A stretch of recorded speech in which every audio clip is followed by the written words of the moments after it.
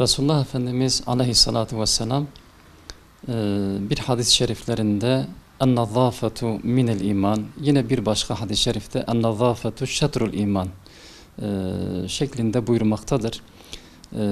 Temizliğin imandan olduğunu, temizliğin imanın yarısı olduğunu, imanın bir parçası olduğu şeklinde Resulullah Efendimiz aleyhissalatu vesselam beyan etmiştir.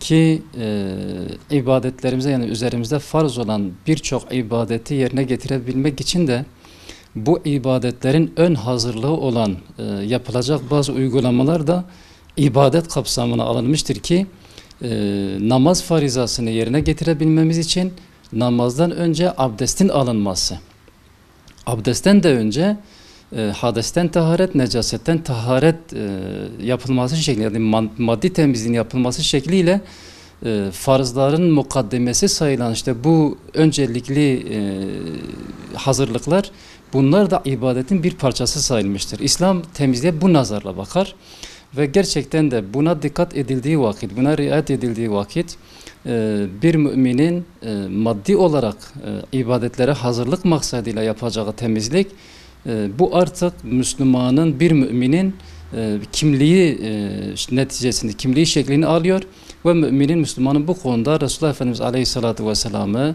sahabe-i kiramı, İslam'ın belirttiği şekliyle bu konuya dikkat etmesi lazımdır.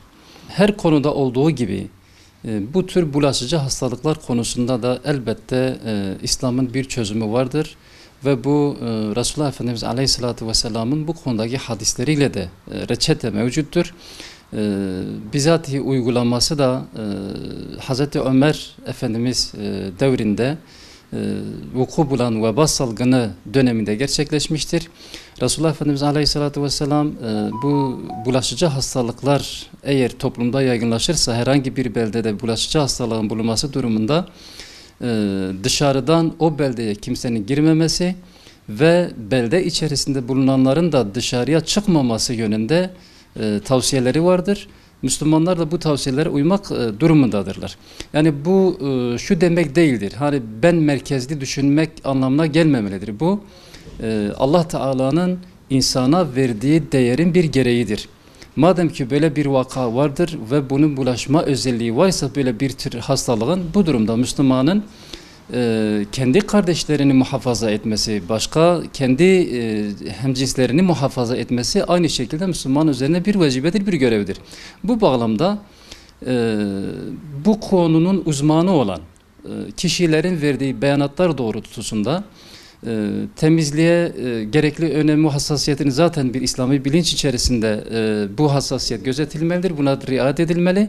Ama aynı zamanda konuyla alakalı alınması gereken bütün tedbirlere de riayet etmelidir. Bu her bir Müslüman üzerinde bir sorumluluktur, bir vazibedir. Özellikle şuna da dikkat çekmek istiyorum. Yani bu koronavirüs meselesi dolayısıyla malum bu koronavirüs hastalığının yaygınlaşmaya başladığı, yaygınlaşacağı ihtimaliyle beraber insanları hakikaten ciddi bir endişe sardı, ciddi bir korku sardı. Bir Müslümana düşen görev şu olmalıdır. Bu endişe ve korku da bu hastalık sebebiyle belki ölüm vakasının gerçekleşebilme ihtimalidir. Amenna. Her bir ölüm elbette ki bir vesileyle olacaktır. Bir sebep dairesinde gerçekleşecektir. Bu bazen işte böyle bir salgın hastalık vesilesiyle olabilir.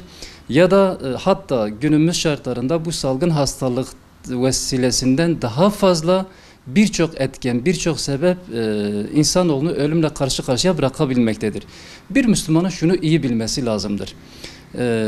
Ölüm gelmeden önce, ölüm kapıya gelip çatmadan önce Müslümanın amellerini düzeltmesi lazımdır. Şunu gözlemliyoruz, bu hastalık vesilesiyle birçok insan işte kendi karnesini gözden geçirmeye başladı. Kendi geçmişini gözden geçirmeye başladı. Daha önce ihmal ettiği akrabalarını, kardeşlerini, dostlarını, komşularını hatırlamaya başladı. Aslında Müslümana düşen her an bu hal üzere olmaktır. Bu da belki bir vesile olduğu, bu hikmet nazarıyla bakmak lazım.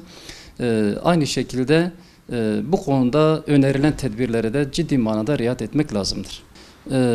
Konumuzun başında da söylediğimiz gibi bu konuda uzman olan kişilerin verdiği tedbir kararlarına riayet etmek lazımdır.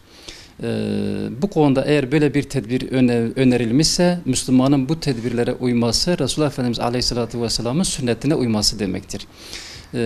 Bu işte camileri yasaklamak ya da işte cemaati yasaklamak, namazı yasaklamak olarak algılanmamalıdır. Bir tedbir dairesinde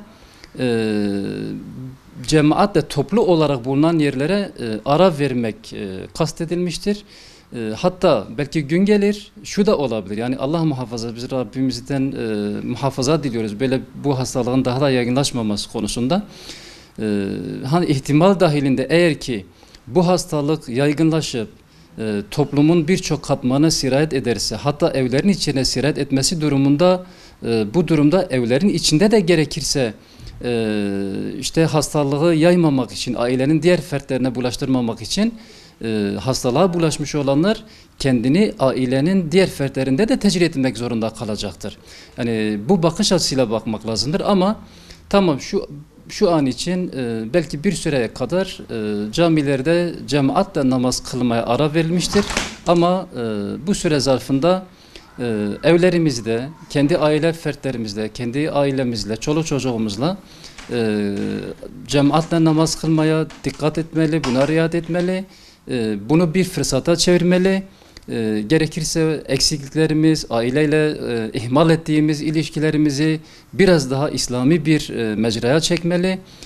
Ailemizle beraber, çoluk çocuğumuzla beraber İslami geçmişimizi, hatta geleceğimizi bile bir gözden geçirmeli. Bir program dahilinde bunu hayra vesile olabilecek bir mecraya akıtabilmeliyiz.